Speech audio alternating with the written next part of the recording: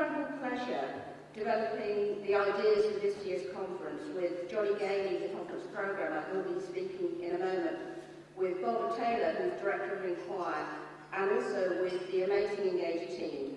And it feels really appropriate having conference this year in Margate.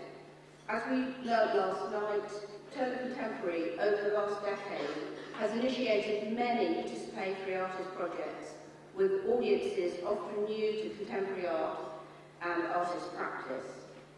And through that work, Turner Contemporary has established relationships with audiences in Kent, new to art, but also have developed some really, really interesting participatory artist practice. Much of the thinking behind this year's conference developed during discussions that we had putting together the last Engage journal. And that grew on the experience of the Inquire programme, which has been developed by colleagues from all over England. And the journal focused on artist participatory and education work with children and young people. I've worked in the arts for the last 30 years, and during that time, most of the work I've done has been with artists and with audiences new to contemporary art and working with artists. And through that experience, I've come to respect the qualities that artists bring to participatory work, such as an insistence on high quality, an ability to think naturally, a willingness to take risks, and being really practical and creative.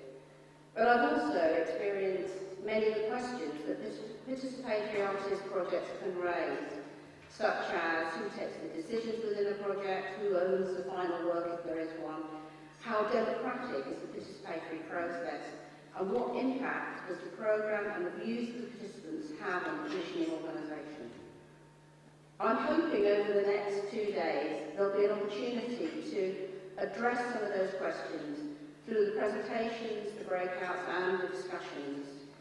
And the latter are really important. We've tried to structure the conference this year so there's plenty of opportunity for discussion. We're really aware that there's a huge amount of expertise here at the conference. I'd like to thank Johnny Gailey, who has worked programming the conference, and also Barbara Taylor and the Engage team, and Axis, who we're partnering with for the 3rd year. If you would like to follow us on Twitter, you can use the address Engage Visual Arts. If you'd like to tweet, you need to use hashtag ENG11. I'm going to hand over to Johnny. Thank you very much.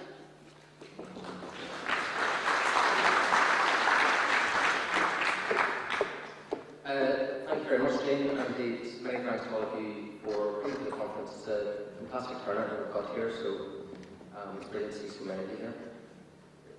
So how did we get here? Over the past decade, gallery education has grown exponentially. The country's physical cultural infrastructure has been renewed with the advent of lottery funding in 1998, seeing scores of new buildings, new galleries, new art centres throughout the country. Education functions within these organisations have grown as first posts, then projects, and increasingly programmes have been supported. Meanwhile, over the past 2 decades, we've seen a rise in socially engaged practice, typified memorably in Dermot Deller's famous quote, "I used to make things, now I make things happen."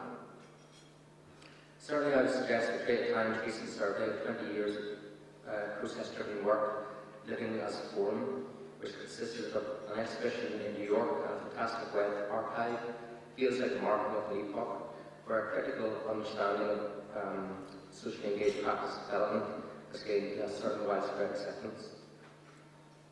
Of course, technologically, there have been huge advances too, which have contributed to this acceptance. When I went to university 15 years ago, we handled all our essays and we didn't have emails.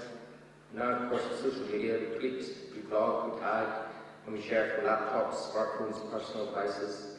And this form of participation and interaction is built into, widely accepted, and an expected part of our cultural provision.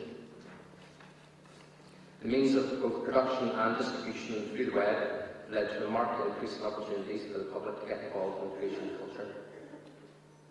So these three factors alone have led to an increased interest in and opportunities for participation in visual arts.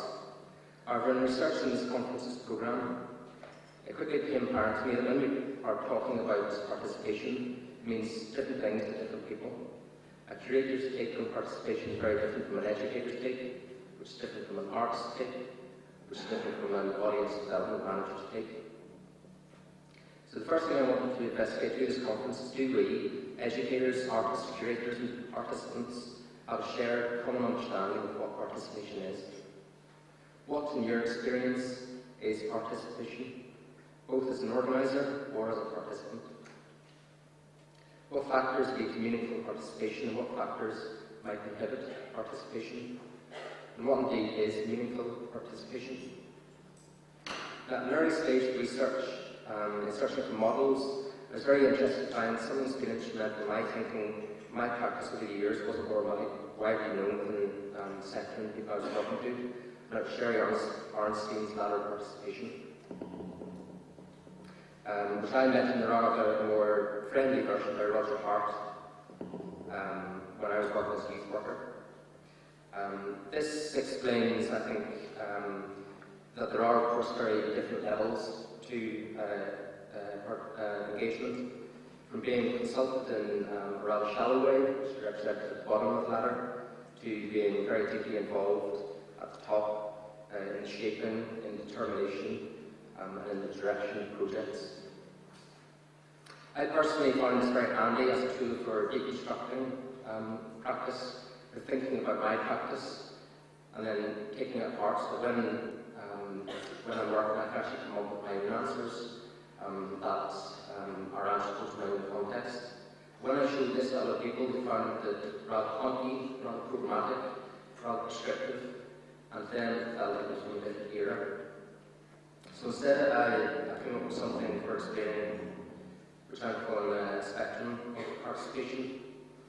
And on one hand, you have 1,000 people represented here who turn up for one day. So think something like the Big Draw. It's a large-scale event, it's good fun. It will generate good press, hopefully. You'll get some nice photos, lots of smiling kids. It'll give people a good day out, and they may return as well. At the other end of the spectrum, I think of what you could be doing if you had one person for 1,000 days. Think of the depth and the richness of what could be produced in that time, and where the work that you might come from.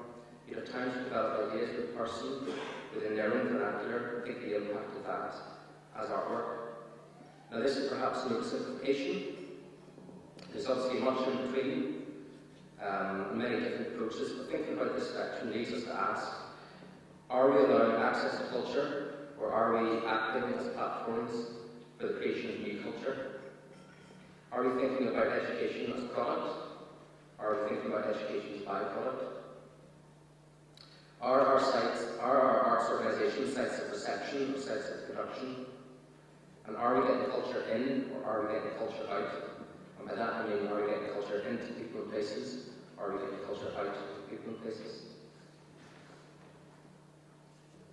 Now, in searching for models, one of the other ones that I toyed with was this, which I'm calling one-arm banded participation, which leans on Timothy Leary's famous exhortation about participating or not in society in the 60s. So his famous words to turn on, tune in and drop out. Certainly those of us working in education departments, often with young people, but more generally in participation, would recognise the desire for people to turn up, drop in and tune in. And indeed this is a model I think is going to be hopefully relevant to the conference itself. We've all been to conferences where delegates turn out, tune out and drop off. We hope that that is not this conference. There's an absolute wealth of experience in this room from across the country and beyond.